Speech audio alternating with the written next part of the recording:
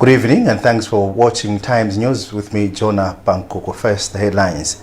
Concerns are still mounting over the National Registration Bureau's ability to register all eligible voters ahead of next year's polls. OC calls for unity of purpose as over 1 billion people in least developing countries, including Malawi, are said to be in dire need of food and potable water. In other news, President Zagwedeza says the honor UNIMA has accorded Mozambique's president is a new chapter of friendship between the two countries. We have these and other stories. Please stay tuned in.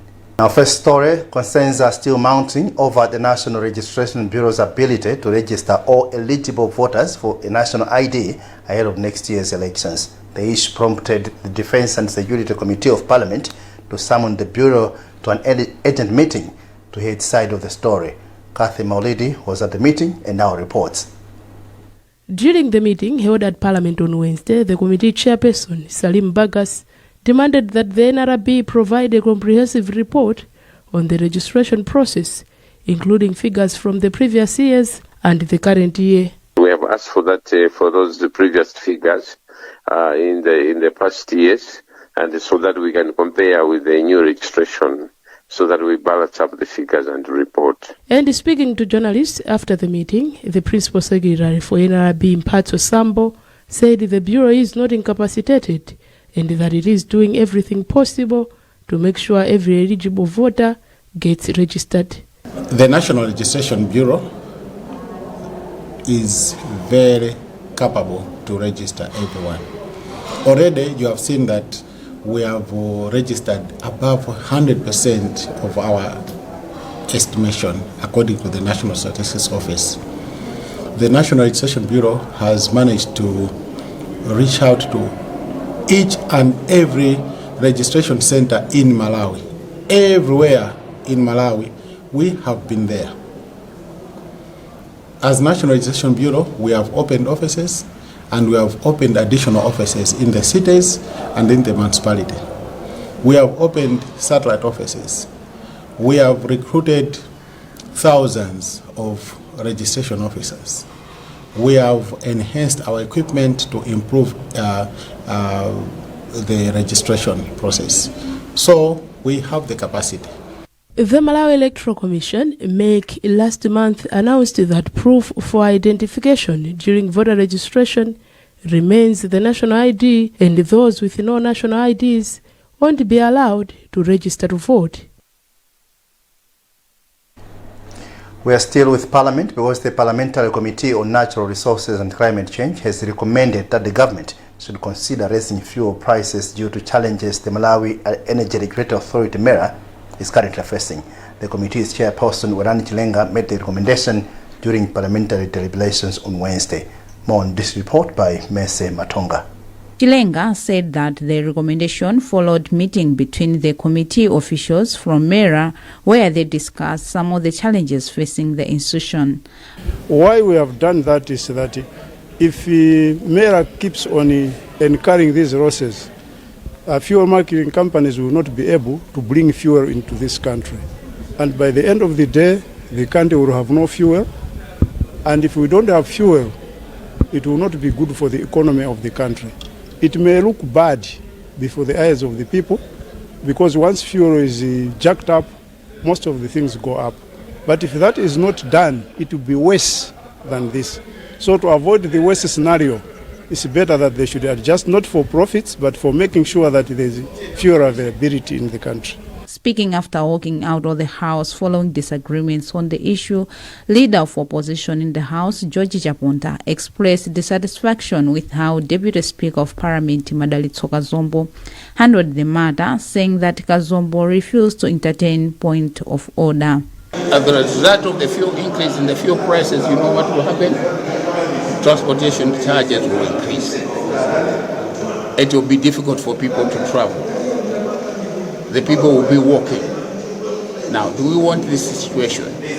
The situation is already bad when people are struggling with no maize. There is increase in the price of maize. There is increase in the price of fertilizer. There is increase in the price of food prices. Inflation is high. No forex in the country. Now they bring on top of it the issue of fuel. On Tuesday, Consumer Association of Malawi Executive Director John Kabito also asked MERA to raise fuel prices to address fuel scarcity challenges in the country. Now, Tourism Minister Vera Kantukule has declared continued destruction of the environment, especially in the country's protected areas. She was speaking after touring Michiru Sanctuary in Blantyre to appreciate community members' efforts in protecting the environment. Details with Stadio Zimba. Young residents from areas around Michiru Sanctuary formed groups and are supporting forestry and parks officials in protecting environment at the facility. Kamtukule says this should be the way to go. She therefore calls on others across the country to emulate the spirit. It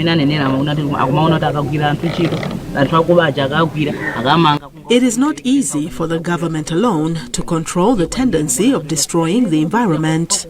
So I think we need to start empowering communities right from the grassroots and show them their role in conserving the environment so that they develop a sense of ownership. One of the groups is Michiru Scouts and pledges its commitment to the cause. But its chairperson, Mark Chigaonga, says their efforts are frustrated by lack of food allowances, means of transport and protective equipment, among others. He views the minister's visit as a step towards addressing their grievances. Now, this engagement has been very beneficial to the community scouts. All of us have been encouraged by the minister, and the coming of her has really boosted our morale, saying that all our problems, all our challenges are going to be solved by the minister. And then we know that since she's been here, which means the government is here, the president is here. Meanwhile, Kamtukule has assured them the government will address the raised challenges. The tour comes barely 4 days before the 2024 World Joint Tourism Month, which focuses on commemorating the Wildlife Day, Wild Rangers Day and the wetlands. This year's commemoration will be held under the theme Peace and Tourism. Still in the news, Nzuzu City Council says it's currently collecting only 30% of the waste generated in the city, which amounts to approximately 37,000 metric tons of garbage annually. However, its mayor, Kondan Brian Nyasulo, is optimistic that the city's recent membership in the National Circular Economy Network will enable the council to manage waste collection more effectively and at a lower cost. From Nzuzu, Sam Kalimira reports. This was disclosed during a breakfast meeting organized by a local organization, Waste Advisors, for heads of companies, organizations and institutions that are in the waste management operating in the northern region. The meeting aimed to promote the transition from a linear economy to a circular economy, emphasized on 3 R's: reduce, reuse and recycle. Speaking after the meeting, City Council Mayor Kondwani Brian Nyasulu said if residents and business operators embrace the 3 R's, the amount of waste requiring collection and disposal will significantly decrease. We are appealing to the community to come forward. We've got some skip, we've got some wheelbarrows, we've got some overall for the people, but those are just not enough. We just need to go out and be visible and in all corners of the city. Waste Advisors Director of Programs John Chome agreed with Nyasulu, saying councils spend a lot of money in collecting waste, which are raw materials for productions apart from being manure. Now, can you imagine if that organic waste was let's say composted or made into compost to support our soils, which are fast depleting in their quality? What it means is that the city council will not be spending billions of kwachas every year to transport thousands of tons of organic waste just to be dumped at the dump site.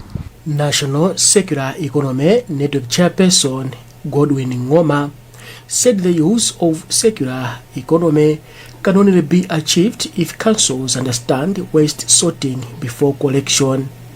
During the meeting, stakeholders agreed to establish a national forum that will collaborate with waste advisors to identify corporate sponsorship opportunities for the provision of market and household collection bins, sacks, and hoarding skips across various city areas. President Lazarus Chakwera says the honor the University of Malawi has accorded Mozambique's President Philip Nyusi is a celebration of a new chapter of friendship between the two countries.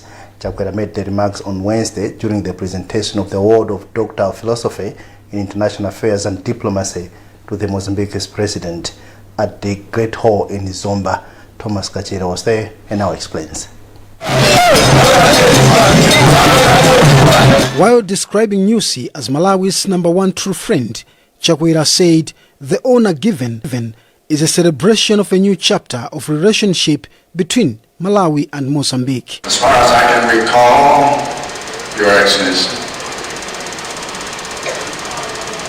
in the 59 years this university has been in existence, this is the third honoris causa award to be given, which is a testament to this university's respect for standards, and only awarding those who have truly distinguished themselves by their achievements. But beyond the personal achievements this award recognizes, this award is also a celebration. It is a celebration of the new chapter in cordial relations between Malawi and Mozambique, to which President Nyusi's leadership has been most instrumental. As such, in giving him this recognition, we acknowledge that the journey towards deeper cooperation, mutual understanding, and collective prosperity that Malawi and Mozambique have enjoyed in the past 4 years is a huge milestone. Accepting the award, Nyusi said he was delighted with the honor and that he will continue to remain Malawi's friend for the benefit of the two countries. O título de doutor honoris causa é título honorífico concedido pelas instituições do ensino superior a personalidades consideradas eminentes que no percurso da sua vida se destacaram em determinada área por mérito, virtude ou pelos seus serviços. The title of Doctor Honoris Causa is an honorary title granted by a higher learning institution to personalities considered eminent who, in the course of their lives, have stood out in a certain area for merit, virtue, or for their services. UNIMA Vice Chancellor Professor Samson Sajidu said it was appropriate to recognize Nyusi for the outstanding achievements in the region. Nyusi, who is the 4th president of Mozambique, was born on February 9, 1959 in Mueda district, Cabo Delgado province.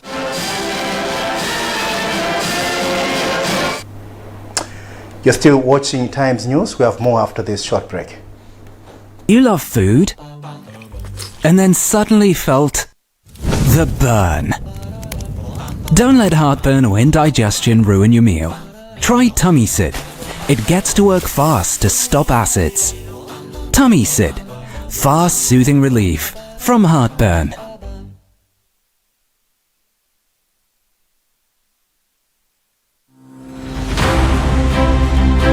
At God's Grace Academy, we are pleased to announce that our Year 11 class of 2024 has achieved a remarkable 100% pass rate in the May to June International General Certificate of Secondary Education examinations. This remarkable accomplishment is a testament to the dedication, hard work, and resilience of our students and teachers. But it is equally a reflection of the unwavering support and encouragement you have provided through their academic journey.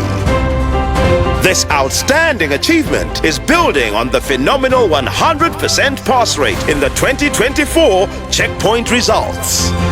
Our vision continues to be a leading and high-performing center of holistic excellence in Malawi and beyond. God's Grace Academy, committed to excellence. Welcome back.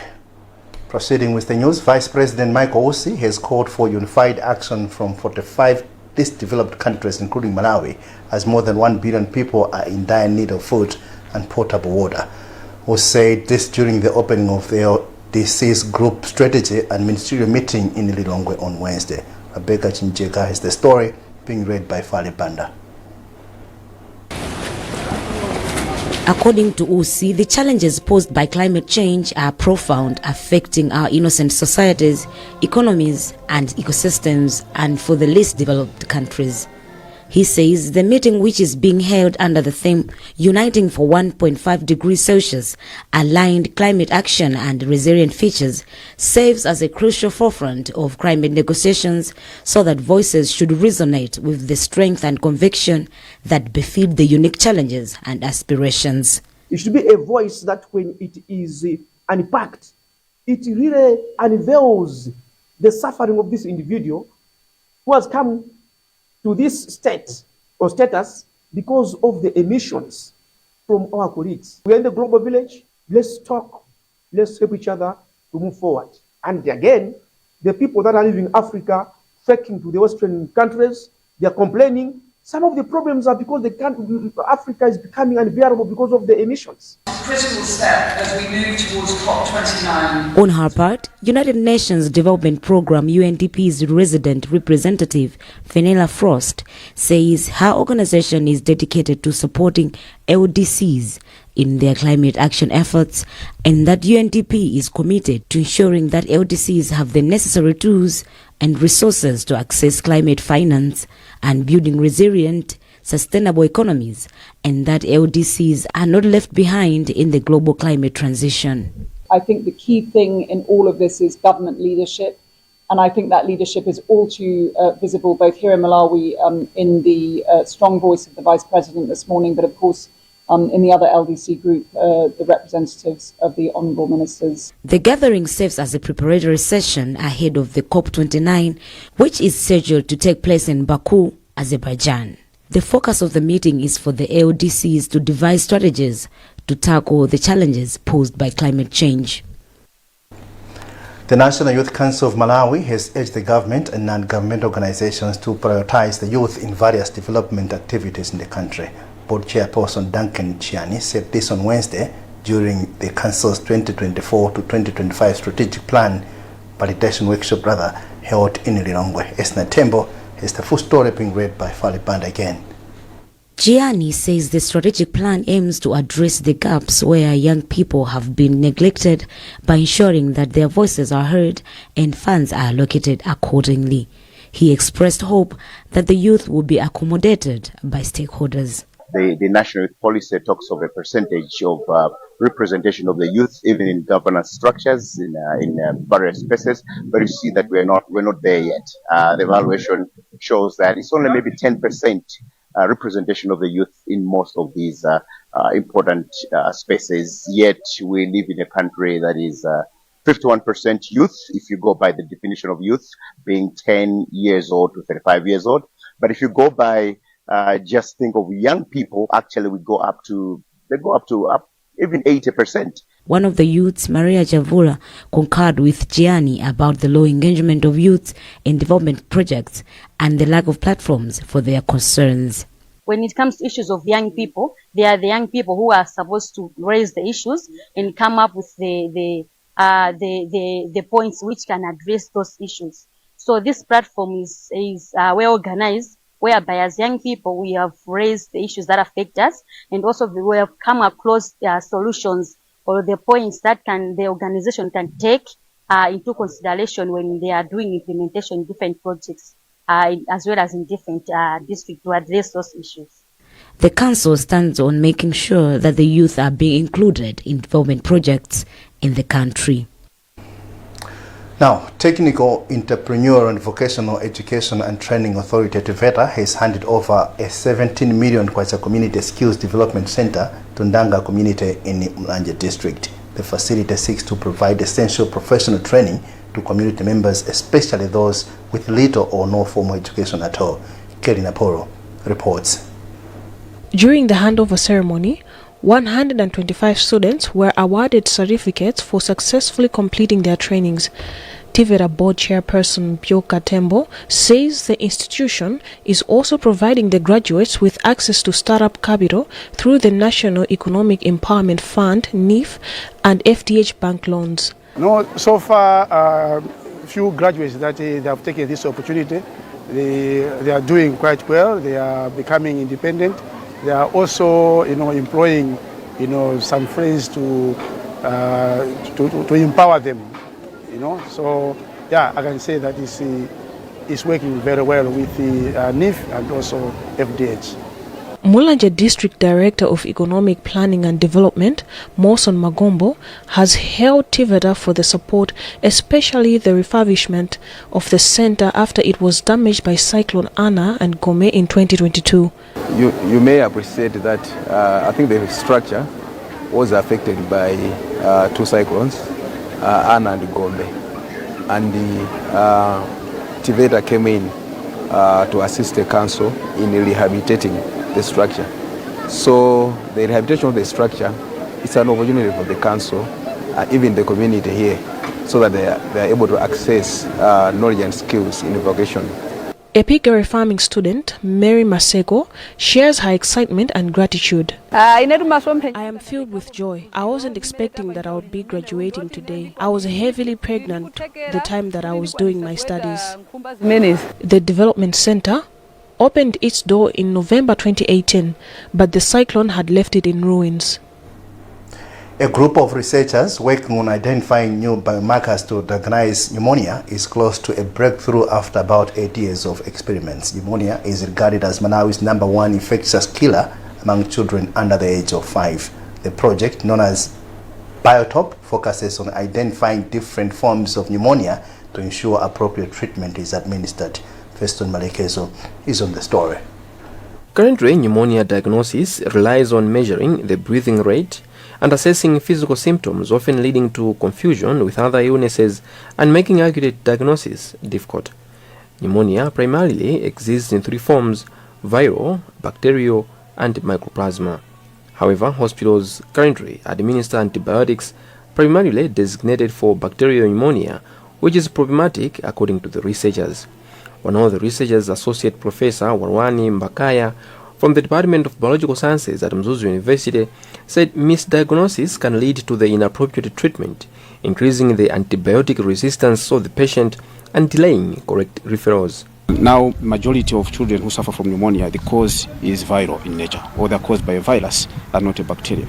But yet the treatment, we still treat them as if they have a bacterial cause, which is the antibiotics. And this has a problem when it comes to issues to do with resistance. And already currently, even WHO says that now the antimicrobial resistance is becoming another pandemic in the world. And people are not responding to antibiotics because of overuse of this. Speaking in Mzuzu after briefing clinical research assistants and nursing officers from district hospitals on the study's progress, Mbakaya said they are also developing a smartphone technology that employs machine learning models to assess the severity of a pneumonia case. Nursing officer from Reverend John Chirembwe Hospital, Teresia Nkwana, said Malawi is still experiencing a lot of deaths caused by pneumonia. Since this project, or research project rather, its aim is to find what's really causing the pneumonia in children. Is it virus? Is it bacteria? So at the end of the project, they will be able to distinguish that. Hence, knowing what to give to the patients, because not knowing the disease, it means you not prescribe the right medication, hence children dying. The team of the researchers is currently validating their findings, including the rapid diagnostic test and smartphone technology in 8 districts across the country, with hopes of rolling out the solution by February 2025.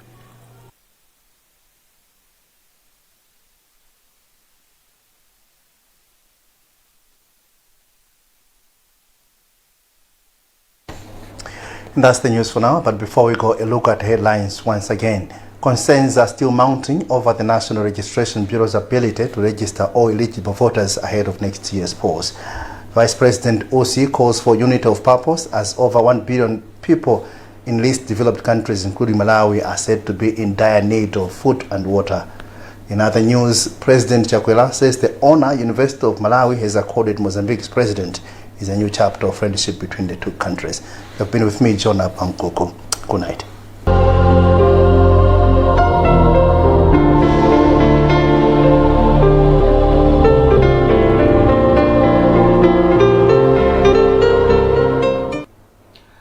I'm Sam Banda Jr. with the weather forecast for tonight and tomorrow, 29th August 2024. Expect isolated rain showers with chance of a few thunderstorms due to the influence of unstable easterly air mass.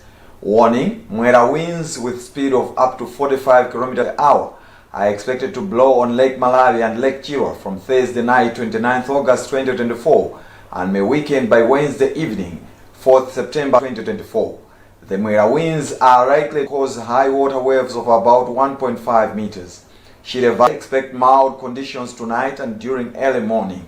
Cloud and fairly hot with isolated rain showers and chance of a few thunderstorms during the day. Southern Highlands expect cool conditions tonight and during early morning. Cloudy and hot with isolated rain showers and chance of a few thunderstorms during the day. Central areas, cool conditions tonight and tomorrow morning. Cloudy and hot with isolated showers and chance of a few thunderstorms tomorrow afternoon. Lakeshore areas expect cloudy and mild conditions tonight and tomorrow morning. Cloudy and hot with isolated showers during the afternoon. Northern areas, partly cloudy and cool conditions tonight and tomorrow morning. Cloudy and warm conditions with some isolated showers during the afternoon. Forecast temperatures in Gabu, minimum 22 degrees Celsius and maximum 36 degrees Celsius. Banta, minimum 14 degrees Celsius and maximum 28 degrees Celsius. Lilongwe, minimum 14 degrees Celsius and maximum 28 degrees Celsius. Mangoshi, minimum 21 degrees Celsius and maximum 33 degrees Celsius. Muzu, minimum 16 degrees Celsius and maximum 26 degrees Celsius. Winds easterlies becoming southeasterlies by tomorrow night. Forecast for Friday, Chipironi weather associated with windy, cloudy and cold weather with fog patches and rain drizzle. Now let's wind up with times for sunrise and sunset for tomorrow. Mzuzu sunset 11 minutes to 6 and sunrise 11 minutes to 6 and sunset 20 minutes to 6. Lilongwe sunrise 8 minutes to 6 and sunset 21 minutes to 6. And finally Blantyre sunrise 12 minutes to 6 and sunset 27 minutes to 6. That's the weather forecast. My name is Sam Banda Jr. Wishing you the very best of the night.